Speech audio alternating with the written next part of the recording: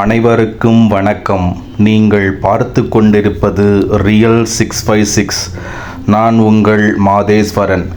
கோடை காலத்தின் வெக்கையை தணிக்கும், விவசாயத்திற்கு உயிர் கொடுக்கும் மழை எப்படி உருவாகிறது? கண்ணை பறிக்கும் மின்னல் ஏன் ஏற்படுகிறது? இது ஒரு அதிசயம்தானே. இந்த புதிரான இயற்கை நிகழ்வுகள் பற்றித்தான் நாம் இன்னைக்கு பார்க்க போகிறோம். வாங்க வீடியோக்குள்ளார போகலாம்.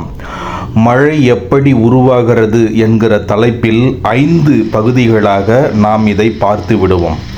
ஓகேங்களா? முதலாவதாக சூரியனின் ஆற்றல், இரண்டாவதாக மேலே எழும் நீராவி, மூன்றாவதாக மேக உருவாக்கம், நான்காவதாக மேகங்களின் வளர்ச்சி, ஐந்தாவதாக மழையாக பொழிதல். இதை ஒவ்வொன்றை பற்றியும் தெளிவாக பார்த்துருவோம்.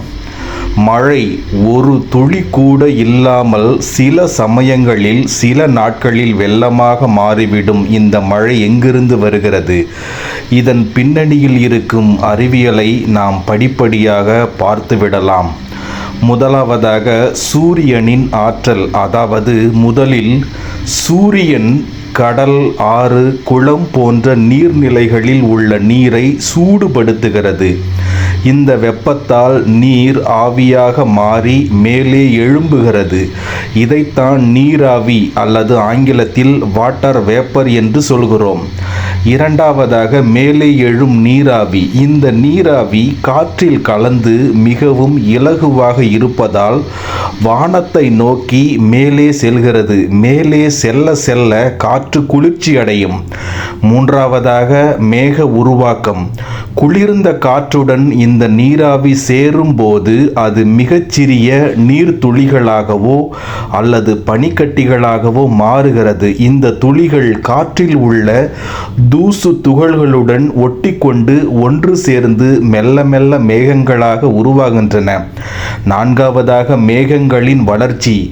மேகங்களில் உள்ள நீர்த்துளிகள் ஒன்றுடன் ஒன்று மோதி பெரியதாக வளர்கின்றன. இந்த நீர்த்துளிகள் எவ்வளவு பெரியதாக வளர்கின்றனவோ அவ்வளவு கனமாக மாறும். ஐந்தாவதாக மழையாக பொழிதல்.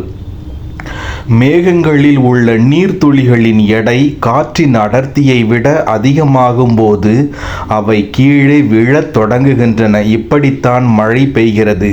சில சமயங்களில் மிக உயரமான மேகங்களில் பனிக்கட்டிகளாக மாறி அவை கீழே வரும்போது சூடான காற்றை சந்தித்து மழையாக பொழிகின்றன.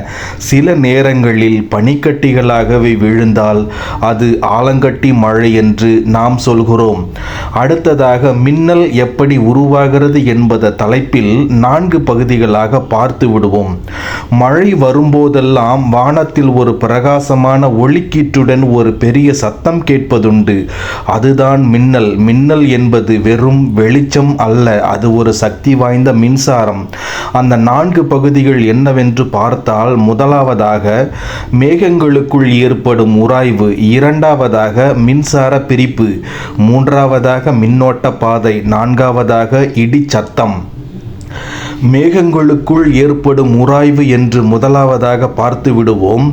இடி மேகங்கள் உருவாகும் போது அவற்றில் உள்ள நீர்த்துளிகளும் பனிக்கட்டிகளும் தூசு துகள்களும் வேகமாக அங்கும் இங்கும் நகர்கின்றன. இப்படி அவை ஒன்றுடன் ஒன்று மோதும் போது ஒருவித உராய்வு ஏற்படுகிறது. இரண்டாவதாக மின்சார பிரிப்பு. இந்த உராய்வு காரணமாக மேகங்களுக்குள் மின்சாரம் உருவாகிறது.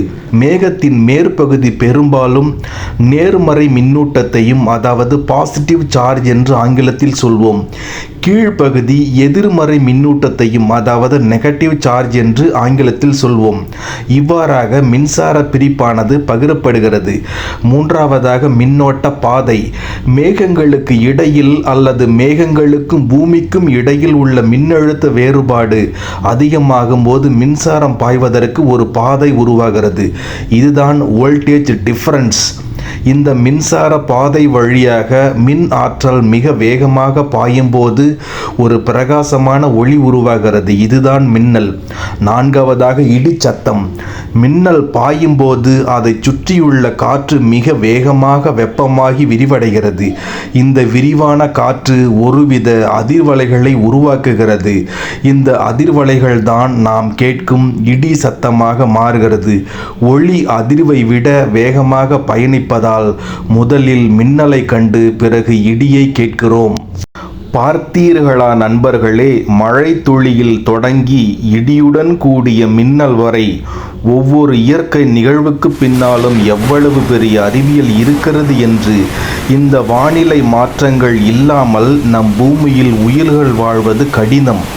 இயற்கையின் இந்த அதிசயங்களை நாம் போற்ற வேண்டும், பாதுகாக்க வேண்டும். இந்த வீடியோ உங்களுக்கு பயனுள்ளதாக இருந்திருக்கும் என்று நம்புகிறேன். உங்கள் கருத்துக்களை கமெண்ட் பாக்ஸில் மறக்காமல் சொல்லுங்கள். இந்த வீடியோ பிடித்திருந்தால் லைக் பண்ணுங்க, உங்கள் நண்பர்களுடன் ஷேர் பண்ணுங்க. மேலும் பல சுவாரஸ்யமான தகவல்களுக்கு ரியல் 656 சேனலை சப்ஸ்கிரைப் பண்ணி பக்கத்தில் இருக்கிற பெல் ஐக்கானையும் கிளிக் பண்ணிடுங்க. அடுத்த வீடியோவில் சந்திக்கும் வரை உங்களிடமிருந்து விடைபெறுவது நான் உங்கள் மாதேஸ்வரன். நன்றி, வணக்கம்.